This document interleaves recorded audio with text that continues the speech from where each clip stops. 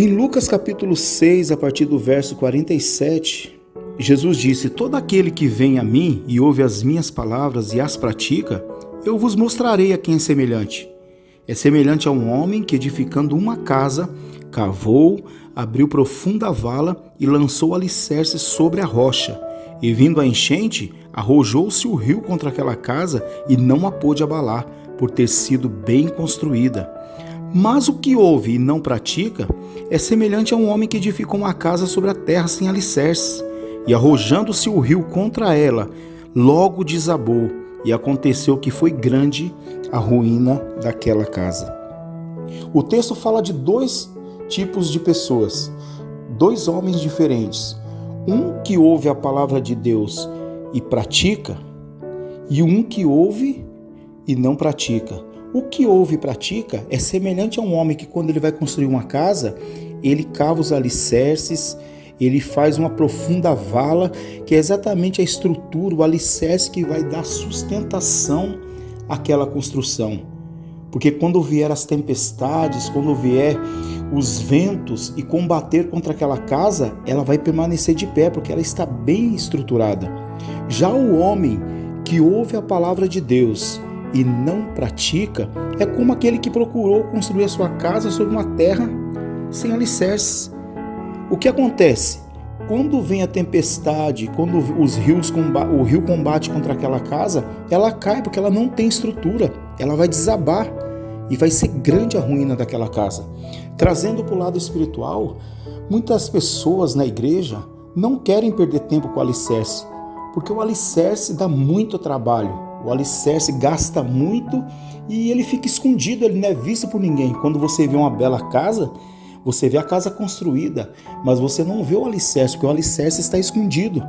Então, muito cristão não quer lançar os alicerces da sua vida espiritual. Ele já quer logo construir a sua casa para ser vista pelos outros.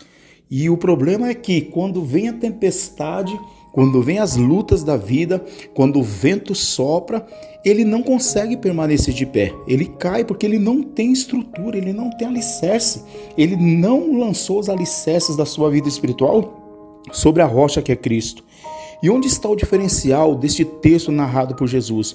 A diferença está em ouvir e cumprir a palavra de Deus, porque ambos ouviram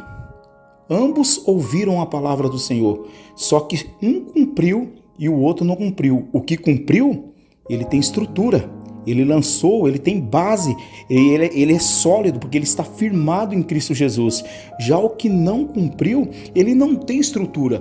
Então, na primeira oportunidade, na primeira provação que ele tem que enfrentar, ele cai, ele não consegue permanecer de pé, porque ele não tem estrutura, ele não lançou os alicerces da sua casa espiritual sobre a rocha que é Cristo.